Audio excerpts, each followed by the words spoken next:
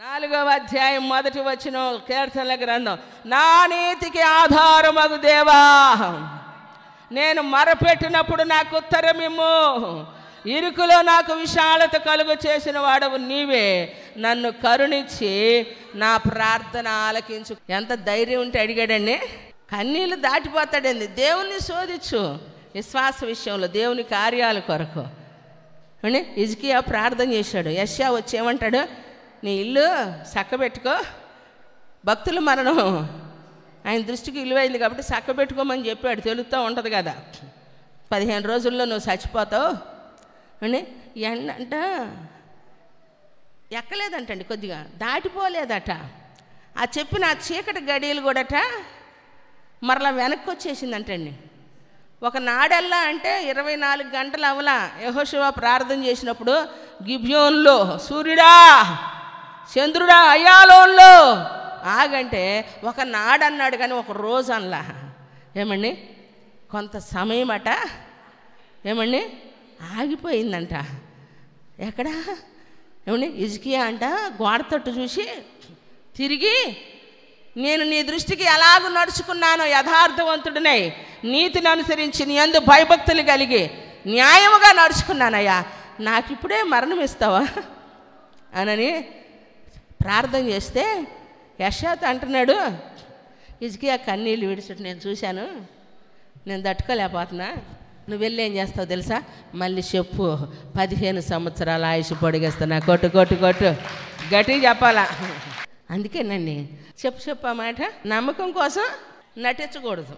ఇక నమ్మకం పోయింది కదా, ఎన్నాళ్ళు విశ్వాసం కాపాడుకున్న, భక్తి కాపాడుకున్న, పరిచర్య చేశాను, గుండెలు అదిరేలా తోమేశా, ఊడ్చాను, బండలే ఎత్తాను, గుండెగిలే మోసాను, బస్తాలే ఎత్తాను, ఏంది పొయ్యి కాడే కాగిపోయాను, నా కష్టార్జితమే నా దేవుడికి ఇచ్చాను, ఎంత ఇచ్చినా ఫలితం లేదు. ఎంతో యథార్థంగా బతికాను, నీతిగా బతికాను, సత్యంగా ఉండాలనుకున్నా, ఏం వచ్చింది నాకు ఫలితం? ఏం జరిగింది నాకు? ఊళ్ళో ఇల్లు లేదు, ఊరు బయట పొలం లేదు, దేవుడు లేదు, ఏం లేదు, భక్తి లేదు, విశ్వాసం లేదు అని ఏం చేస్తావు? అప్పుడు ఇడిచిపెట్టి ఏం చేస్తావు? బరి తెగిస్తావా? బరి తెగించమాక. మొదటి స్థితి కంటే కడపటి స్థితి మరీ చెడ్డదగునట. కుక్క తన వాంతికి తిరిగినట్టుగా, కడగబడిన పంది బురదలో బొరులినట్టుగానట.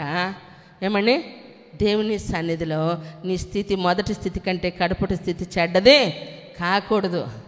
వచ్చింది ఏదో వచ్చాం, నమ్మాం, ఆ నమ్మకాన్ని స్థిరపరచుకోవాలా, నటించకూడదు. ఏమండి నటించకూడదు. నటిస్తూ మనం ఏది నమ్మకం కోసం నటించమాక నమ్మకాన్ని స్థిరపరచుకో. ప్రభు కాళ్ళ ఎదుట పడు, సాగిలిపడు. దేవుడు నిన్నేం చేస్తాడు? ఆశీర్వదిస్తాడు. విశ్వాసాన్ని కోల్పోయి మరలా త్రాగుడికి, తిరుగుడికి, జోదానికి, బెట్టింగులకి, ఏంటి అబద్ధాలకి, మోసాలకి, పాపాలకి ఒడిగట్టమాక. అది ఘోరమైన దురవస్థ. దాన్ని ఎవ్వరు కూడా అరుగుదల చేసుకోలేరు. వామ్మో ఇంత ఘోరంగా ఉంటుందా? ఎవరికి అవమానం? నా దేవునికి అవమానం. ప్రియులారా, బ్రతికున్నాం, ఇంకా దేవుని వద్దకు మనము వచ్చాం. ప్రియులారా, దేవుణ్ణి నమ్ముకున్నాం కాబట్టి ఏమండి నమ్మకం కోసం నటించొద్దని. మనుషుల దగ్గర మనుషులు నటిస్తారు. ఎందుకంటే మన పైనున్న వాళ్ళకి మనం మంచి వాళ్ళంగా అనిపించుకోవాలని చెప్పి నటిస్తూ ఉంటారు, ఏదో ఒక రకమైన దానిని ఆశించి. కాబట్టి దేవుని సన్నిధిలో ఉన్నటువంటి మనము దేవుని వద్ద మనం నటించకూడదు. కారణం ఏంటంటే మన మనసు ఎరిగిన దేవుడు. లోకంలో వాళ్ళు మోసపోయిన తర్వాత చేతులు గాలేక ఆకులు పట్టుకుంటే ఏం ప్రయోజనం అన్న సామెతకే ఏమండి సరిపోయేది. కానీ యేసు ప్రభు దగ్గరికి మనం వచ్చాక మన హృదయాంతరంగాన్ని ఎరిగిన దేవుడు కాబట్టి ఆయన దగ్గర మనము నటించకూడదు. ప్రియులారా, నమ్మకం కోసం నటించవద్దు. కానీ ఏమండి ఆ నమ్మకం పోయింది, ఏం జరగలేదని బరి తెగించకూడదు. అంతా తెలిసాక ఇంకేముందిలే అని. అందుకే కొంతమంది తెలిసినా తెలియనట్టున్నాడు. తెలిసిందంటే ఇంకా తెలిసాక ఇంకా ఏందని భయపడేదో అనుకుంటారని ఇష్టం వచ్చినట్టు తెలిసినా తెలియనట్టుంటారు. పిల్లల కాడ తల్లిదండ్రులు, తల్లిదండ్రుల కాడ పిల్లలు. అట్టున్న మాకు ఆ నటనొద్దు. జీవితం శోధనగానే మార్చబడుతుంది ప్రియులారా. ఎందుకంటే దేవుని సన్నిధిలో ఉన్నటువంటి మన చేతుల్లో ప్రియులారా అద్భుతమైన ఘట్టాన్ని మనము చేరుకోవాలంటే ఆశీర్వాదకరమైన భవిష్యత్తు మనలో, మన పిల్లల్లో, మనలో చోటు చేసుకోవాలి. మెరీభా యొద్దంట. ఏమిటి మెరీభా అనగా వివాదం అన్నమాట. సంఖ్యాకాండంలో మనం చూస్తే చక్కని మాట ఉంటుంది. 20వ అధ్యాయము 3వ వచనం. జనులు మోషేతో వాదించుచు, అయ్యో మా సహోదరులు యెహోవా ఎదుట చనిపోయినప్పుడు మేమును చనిపోయినాడే అంత మేలు. హలో, అసలు ఎంత దారుణమో తెలుసండి. నడుం కట్టుకొని యవన కాలమున అన్న తమ్ముళ్ళు, చెల్లి అహరోను, మోషే, మిరియాములు దేవుని సేవ చేయటానికి తమను తాము అప్పగించుకున్నారు ప్రియులారా. మిరియాము చచ్చిపోతే పాతి పెట్టారు. వెంటనే ఆ బాధ కూడా ఆ మనుషులు ఏమైంది, ఒకరోజు నీళ్ళు లేకపోతే సత్తామా, అన్నం లేకపోతే సత్తామా ఏమండి అనుకోకుండా వాళ్ళు చనిపోయిన వాళ్ళని గుర్తు చేసుకొని అంటున్నారు, మా సహోదరుల మేము కూడా చచ్చిపోతే బాగుండు, మాకు ఏం లేవు ఏమండి, ఏం లేవంటున్నారు. అక్కడ అంటున్నారు, మా సహోదరులు ఎదుట చనిపోయినప్పుడు మేమును చనిపోయినాయి అంత మేలు. అయితే మేమును మా పశువులను ఇక్కడ చనిపోవటట్లు ఈ అరణ్యంలోనికి యెహోవా సమాజమును మీరేలా తెప్పించిదిరి. ఈ కాని చోటుకు మమ్మ తెచ్చుటకు.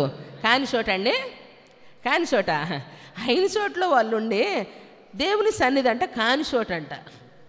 కొంతమందికి ఇది కాని చోటే, కానీ మనందరికి అయిన చోటు. కొట్టు గట్టి గట్టు ఏమంటారు, ఈ కాని చోటుకు మమ్మ తెచ్చుటకు ఐగుప్తులో నుండి మమ్మల్ని ఏళ్ళ రప్పించింది. ఈ స్థలంలో ఏమి లేవంటండి, త్రాగుటకు నీళ్ళే లేవు.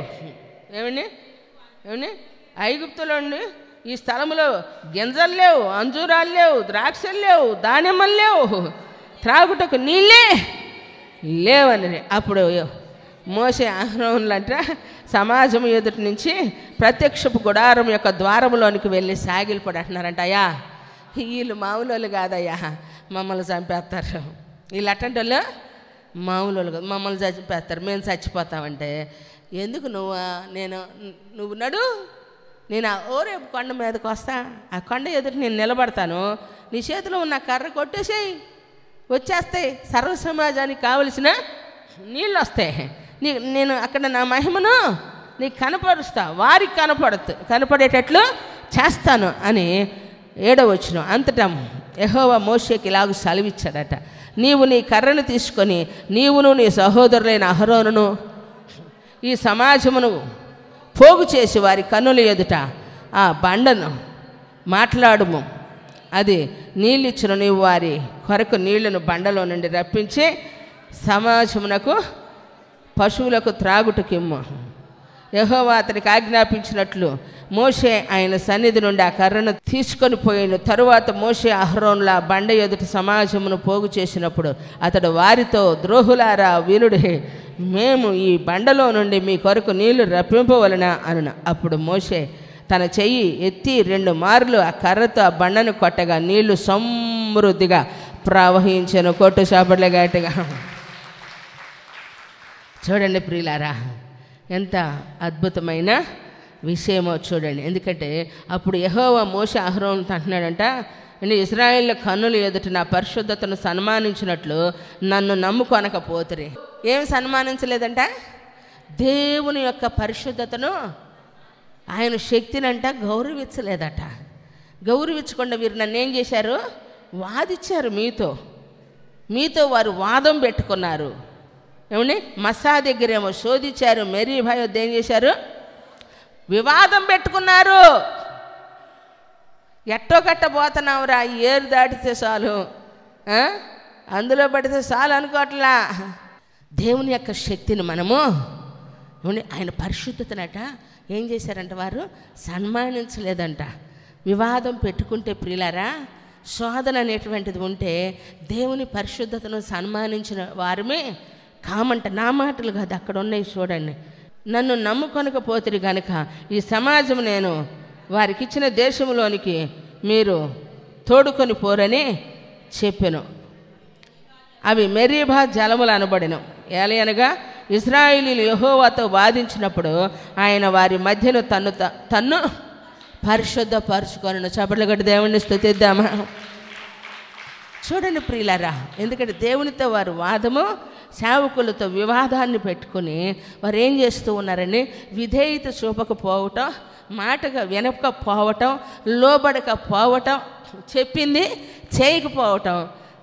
ఏముంది వీళ్ళు అంతే చెబుతూ ఉంటారు ఏమండి అన్నట్టుగా, పట్టి పట్టనట్టుగా ఉండి ఏం చేస్తూ ఉన్నారు, బాధించారు. కాబట్టి వీళ్ళని నేను చెప్పిన దేశంలోనికి వీళ్ళని తోడుకొని పోను అనంటే ఆ వచ్చిన జలాలు కట్ట వివాదము చేత దేవుడు మహిమతో కనుపరిచిన ఆ జలములనట ఏ విధంగా మార్చబడిందంటండి, ఆశీర్వాదము వివాదంగా మార్చబడింది. ప్రియులారా, దేవుని సన్నిధిలో ఉన్నటువంటి మన జీవితంలో చాదనైనంత మట్టుకు, సఖ్యమైనంత వరకు దేవుని సన్నిధిలో ఆశీర్వాదకరంగా బ్రతకాలి.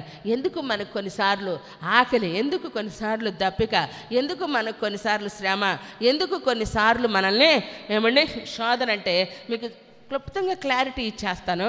ఇక మీ జీవితంలో ఎంతగా ప్రభు కొరకు పరితపిస్తారో నిర్ణయం మీది. దేవునికి మహిమ కలుగును గాక. ద్వితీయోపదేశకాండము 8వ అధ్యాయము చూడండి.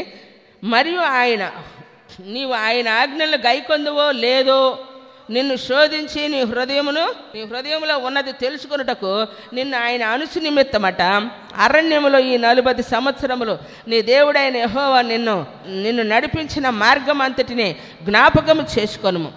ఆహారము వలననే కాక యెహోవా సెలవిచ్చిన ప్రతి మాట వలన నరులు బ్రతుకుదురని నీకు తెలియచేయుటకు ఆయన నిన్ను అణిచి నీకు ఆకలి కలుగు చేసి నీవే గాని నీ పితరులే గాని ఎన్నడెరుగని మన్నాతో నిన్ను పోషించను. కొట్టమ్మా, కొట్టు, నమ్మకంగా కొట్టు, విశ్వాసంతో కొట్టు. దేవుని జ్ఞానాన్ని శోధించటం నీ తరం కాదు, తెలుసా? నీ తరం కాదు. మనం ఒకరినొకరు తెలుసుకోవటం చాలా ఈజీ. మనుషుల్లో ఉన్నటువంటిది మనం గుర్తుపట్టవచ్చు, దేవునిలో ఉన్నటువంటిది మనకు గుర్తుపట్టేదానికి ఆయనకు మించిన జ్ఞానం మన దగ్గర లేదు. పిల్లలకు మనం తీసుకుంటారో లేదోనని మనం డబ్బులు ఆడబెడితే వాళ్ళకి అవసరమైంది లేస్ ప్యాకెట్ అయినా ఉన్నదంతా తీసుకుపోతారు. తీస్తారో లేదో అన్నందుకు పెట్టామన్నది వాళ్ళకి తెలియదు, వాళ్ళ అవసరతే వాళ్ళకి తెలిసిద్ది. అలాగనే దేవుని సన్నిధిలో దేవుడు మనల్ని శోధించేటప్పుడు ఏమని మనకు తెలియదు ఎందుకొరకు. దేవుడు తన సంఘాన్ని ఎలా నడిపించుకోవాలి తెలియదా? మరి ఆకలి ఎందుకు అవనిచ్చాడు, దప్పికెందుకు అవనిచ్చాడు? ఆయన మనల్ని అణిచి శోధించుట కొరకంట ఈ 40 సంవత్సరాలంట ప్రియులారా అరణ్యములు వాళ్ళని ఏం చేశాడంట, శోధిస్తేనట వీళ్ళు ఏం చేశారు, తెలుసుకోలేకపోయారు. ఆశీర్వాదాలు వచ్చే సమయానికి అపార్థాలు ఎక్కువైపోతూ ఉంటాయి. ఏమండి చూడండి ఇక్కడ ఎంత చక్కగా ఈ 40 సంవత్సరాలు నీవు తెలుసుకొనిన బట్టలు పాతగిలలేదు, నీ కాలు వాయలేదు. ఒకడు తన కుమారుని ఎట్లు శిక్షించునో అట్లే నీ దేవుడైన యెహోవా నిన్ను శిక్షించువాడని నీవు తెలుసుకొని ఆయన మార్గములలో నడుచుకున్నట్లు, ఆయనకు భయపడినట్లు నీ దేవుడైన యెహోవా ఆజ్ఞలను గైకొనవలెనంట. అందుకే ఎప్పుడు గణపరిచే వాళ్ళు మనతో ఉంటే ఘనత నిమిత్తమైన వారిగా ఉంటారు. మిమ్మల్ని పొగిడే వాళ్ళు మీరు కావాలనుకున్నారనుకోండి, అది నువ్వు ఒక జారుడు బండే, ఎప్పుడు పడిపోతావు, మరలా తిరిగి లేచే పని ఉండదు ప్రియులారా. కాబట్టి దేవుని సన్నిధిలో ఉన్నటువంటి మన జీవితాల్లో ఎంత పులి ప్రమాదకరం, ముసలి ఎంత ప్రమాదకరం చెప్పండి. కానీ ముసలి కన్నా ఏమండి పులి కన్నా ప్రమాదకరమైనటువంటి మనిషి నటించే వ్యక్తులు ఉన్నప్పుడంట వారి నీడ కూడా నీ మీద పడకూడదంట. అలాగూ గుర్తుపట్టగలిగే శక్తి కలిగిన వ్యక్తులుగా మార్చబడునుగాక.